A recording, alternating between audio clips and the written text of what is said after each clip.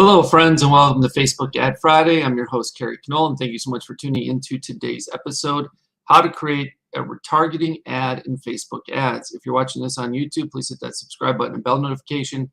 And if you like this video and get some good value out of it, please hit the like or thumbs up as well, whether you're watching this on YouTube, LinkedIn, or on Facebook. As always, feel free to share this with anyone who might also find it of interest or benefit from it. And please leave me a comment, even if it's just to say hi. So let me share with you what I have here in this little tutorial. So let me share my screen. This is my audience manager inside of Facebook business account. And the way I've gotten there is through this little hamburger menu. It says all tools. If I expand that, there's usually a shortcut for audiences. If not, you can scroll down here and click on audiences under advertise category. Otherwise, you can also type in business.facebook.com/ads manager/audiences, and then you just have to make sure you have the right account selected over here on the right-hand side. So what we're going to do is we're going to create a quick audience. We need to create a website custom audience of anyone who's visited your website. So we go to your sources here, we select website, click on that, click next. Then we need to pick the pixel we want for our source. In this case, I'm going to leave this as is. And here we have events. We can have all website visitors. We can have people who have visited specific web pages, visitors who by time spent, and then there's some other events you may have. Well, in this case, I want to use the people who visit specific web pages. I want to change this retention period to the maximum 180 days. And then under this URL contains, I'm going to leave it there. And I'm just going to put the domain itself in there. So it means any page that they may have visited at all on this particular domain will be included in this specific audience. And then I'm just going to give it a name. In this case, it'll be VTG for Vegas Tech Group, 180 for the duration, website visitors. And then I'm just going to put all behind that. So I have a note on who this audience really is. Okay, so that's that. Now it's done. It's sitting there. It's populating, etc. We're going to come back over to our ads manager, and then what we're going to do is click this green button here. We're going to set this up to actually be a traffic campaign, so we're going to click on that, and then we're going to go ahead and give it our naming convention down here. So this would be traffic, and then I'm going to either put like retargeting, probably in parentheses behind it for what it is, in this case Vegas Tech Group, and then I might do, actually, I might put just the date behind it here so I know which date it is. And I might not actually do anything other than that. I don't think I necessarily need to. And then my ad set name is going to be the same as the custom audience I just made. So VTG 180 website visitors all. And in my ad name, probably just ad number 1. Continue. And then from there, you're just going to basically look at this briefly overview, and we're going to leave it alone. Everything is set the way we want it. We're going to click over here to the ad set level. And in the ad set level is where all the magic happens. So we're going to make sure we're going to our website. That's selected. We can change our daily budget to whatever. I'd probably make it like $5. It probably won't spend even $1 a day for me. Then start date could be now, or it could be a day into the future with the time as well. And then what we want to do is click in here under custom audiences. So I click into it, and then I should see all my custom audiences, and the newest one I just created should be at the top. So this is the one I want, VTG 180 website visitors all. And you'll get this message about iOS 14 plus or 14.5 plus, etc. We'll just ignore that, click off of.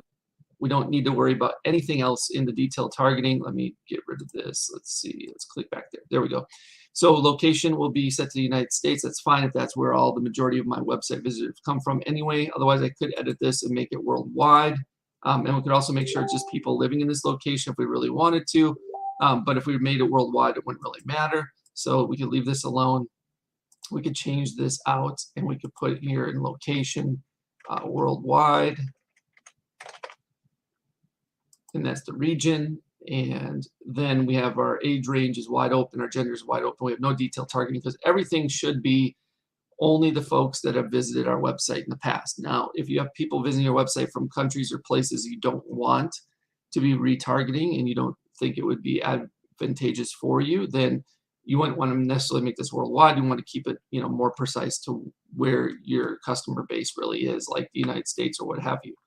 Same with the age range and genders or something like all that stuff. You could modify it some, but you might be eliminating some people that have visited your website that don't fit into that criteria. So I just keep that in mind when creating these. Same with language. If you know for sure you just want to have English only, so we can select that. And we should be off and running. Placements, whether you want to do manual or automatic, I would probably keep it on Advantage Plus placements. Used to say automatic placements. Everything else stays the same, and then you click next and you go on and you build out your ad. I'm not going to do that because it really doesn't matter what your, whatever you decide makes sense for your business product and or services that you offer. But this is how we set up a retargeting ad inside of Facebook. It's really just that simple. There's no fancy, there's nothing special about it. The real key to all of it is in the ad set level by selecting your newfound custom audience that you went over into the audiences section or audiences manager and created a website visitors audience. Okay, and if you have that set up, then you have the ability to create a retargeting ad. And so we typically use traffic to send people back to our website to purchase a product or a service. However, you can also, once you set up the retargeting version of this and you're happy with everything, you may want to duplicate the whole thing. Let's just assume the ad's created. So we duplicate the whole entire campaign. And then what we're going to do is we're going to, on the copied version of this, we're going to change out traffic to reach. And we're going to remove the copy behind it. And we're going to change this from the objective of traffic over here to reach. Click continue.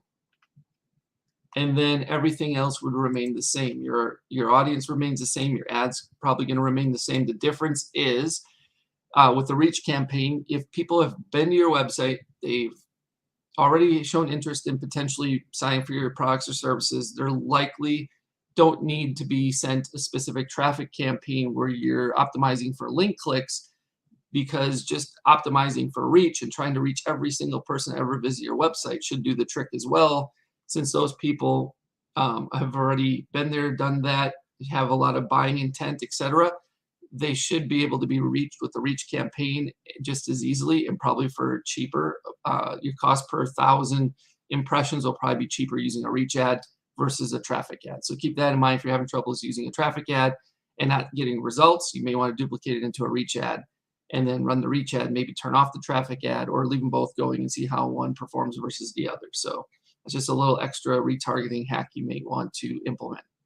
All right, so that's it. That's what I want to show you today. So thanks so much for tuning in as always. And if you are watching this on YouTube, please hit that subscribe button and bell notification. And if you did like this video and get some good value out of it, please hit the like or thumbs up as well, whether you're watching this on YouTube, LinkedIn, or on Facebook. And feel free to share this with anyone who might benefit from it or find it of interest. If you have any questions, please leave them for me. I'll do my best to answer them as quickly as possible. But if you have no questions, I'd love to hear from you, even if you just want to say hi. So I hope you have a great rest of your day, and we'll see you real soon. Take care.